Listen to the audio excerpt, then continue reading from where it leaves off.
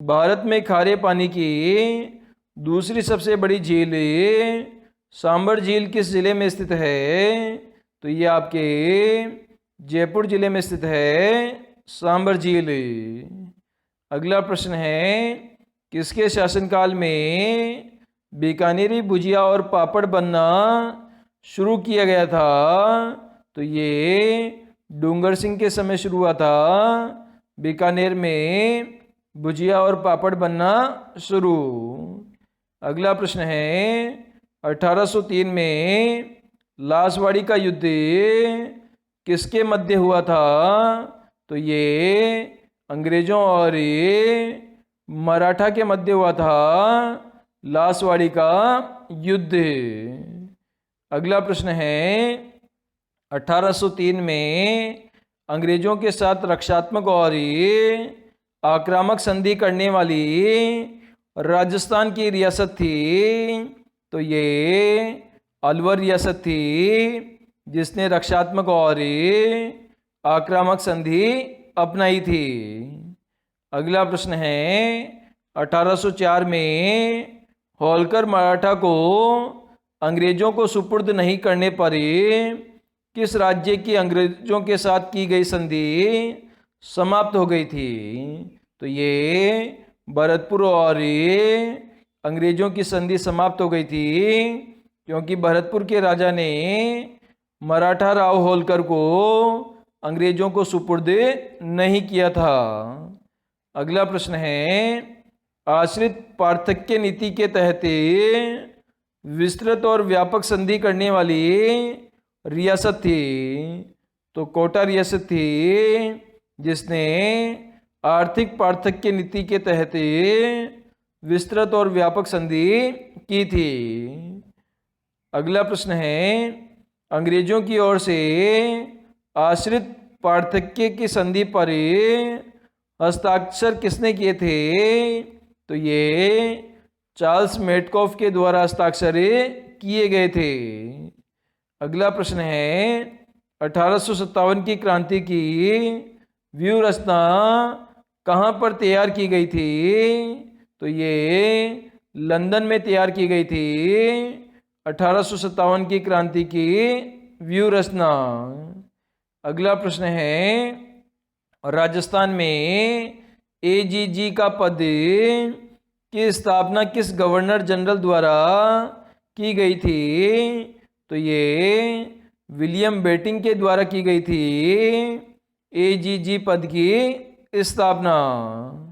अगला प्रश्न है, 1857 के विद्रोह के समय ईस्ट इंडिया कंपनी का मुख्य सेनापति कौन था? तो जॉर्ज एनिसन था ईस्ट इंडिया कंपनी का मुख्य सेनापति। अगला प्रश्न है, 1857 की क्रांति में सर्वप्रथम फांसी पर चढ़ने वाला था? तो मंगल पांडे था जिसको सबसे पहले फांसी पर चढ़ाया गया था 1857 की क्रांति में। अगला प्रश्न है, निम्न में से नवलखा झील राजस्थान के किस जिले में स्थित है? तो ये आपके बूंदी जिले में स्थित है नवलखा झील। अगला प्रश्न है, राजस्थान में 1857 की क्रांति में सर्वप्रथम फांसी पर चढ़ने वाला अमरचंद बाठिया कहाँ के थे? तो अमरचंद बाठिया थे बीकानेर के, जिनको सबसे पहले फांसी पर चढ़ाया गया था राजस्थान में। अगला प्रश्न है, निम्न में से राजस्थान में झरने से सिंचाई की जाती है? तो ये बांसवाड़ा क्षेत्र में की जाती है झरने से सिंचाई। प्रश्न है, निम्न में से राजस्थान में मानसी वाकल परियोजना का मुख्य उद्देश्य क्या है? तो मानसी वाकल परियोजना कहाँ पर स्थित है? तो ये उदयपुर शहर के लिए बनाई गई एक योजना है। इससे उदयपुर को क्या होती है? पेयजल की आपूर्ति होती है। तो उदयपुर शहर को पेयजल उपलब्ध कराने के लिए मानसी वाकल परियोजना शुरू की गई है। अगला प्रश्न है, निम्न में से कौन सा बांध करौली जिले में स्थित है? तो पांचना बांध है, जो कि आपका करौली जिले में स्थित है।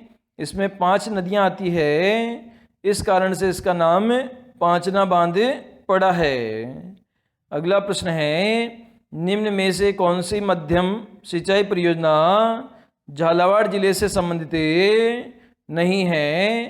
तो पांचना सिंचाई परियोजना करौली जिले से संबंधित है, ये आपके झालावाड़ से संबंधित नहीं है। इसके अलावा छापी सिंचाई परियोजना, भीम सागर सिंचाई परियोजना और हरिश्चंद्र सागर सिंचाई परियोजना, ये तीनों ही सिंचाई परियोजना आपके झालावाड़ जिले से संबंधित है। अगला प्रश्न है, राजस्थान के क्षेत्रफल के कुल कितने प्रतिशत क्षेत्र पर आंतरिक प्रवाह प्रणाली पाई जाती है? तो 60.2% क्षेत्र पर आंतरिक प्रवाह प्रणाली पाई जाती है। अगला प्रश्न है, निम्न में से चंबल नदी का प्राचीन नाम कौन सा है? तो चरमवती है चंबल नदी का प्राचीन नाम। अगला प्रश्न है, नौटंकी और रामलीला राजस्थान के किस भाग में अधिक लोकप्रिय है? तो ये आपके पूर्वी भाग में अधिक लोकप्रिय है, नौटंकी और रामलीला। अगला प्रश्न है, मेवाड़ के अरावली क्षेत्र में भील जाति के लोग जो लोक नृत्य है, इनमें से कौन सा है? तो गौरी लोक नृत्य है, जो कि भील जाति का लोक नृत्य है। अगला प्रश्न है, इनमें से रम्मत क्या है? तो ये एक नृत्य कला है, रम्मत। अगला प्रश्न है, निम्न में से कौन सी नदी बंगाल की खाड़ी में गिरती है? तो आपके पार्वती नदी है, जो कि अपना जल बंगाल की खाड़ी में गिराती है। अगला प्रश्न है, राजस्थान में लोक नाट्य की सबसे लोकप्रिय विद्या कौन सी है? तो ख्याल है लोक नाट्य की सबसे लोकप्रिय विद्या। अगला प्रश्न है, राजस्थान का राज्य गीत कौन सा है? तो आपका केसरिया बालम है, जो कि राज्य गीत है राजस्थान का। अगला प्रश्न है, राजस्थान का राज्य नृत्य कौन सा है? तो घूमर है राज्य नृत्य राजस्थान का। अगला प्रश्न है, कौन सा नृत्य राजस्थान में फतेह फतेह कहते हुए किया जाता है? तो अग्नि नृत्य फतेह फतेह कहते हुए किया जाता है राजस्थान में। अगला प्रश्न है, चंबल राजस्थान में कहाँ से प्रवेश करती है? तो ये 84 गढ़ के निकट से प्रवेश करती है। अगला प्रश्न है, निम्न में से चंबल नदी का उद्गम स्थल है? तो जाना पाव की पहाड़ियाँ मध्य प्रदेश है चंबल नदी का उद्गम स्थल।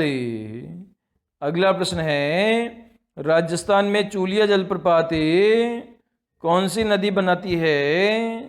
तो चंबल नदी बनाती है चूलिया जलप्रपात। अगला प्रश्न है, निम्न में से चंबल की कुल लंबाई कितनी है? तो 966 किलोमीटर है चंबल नदी की कुल लंबाई।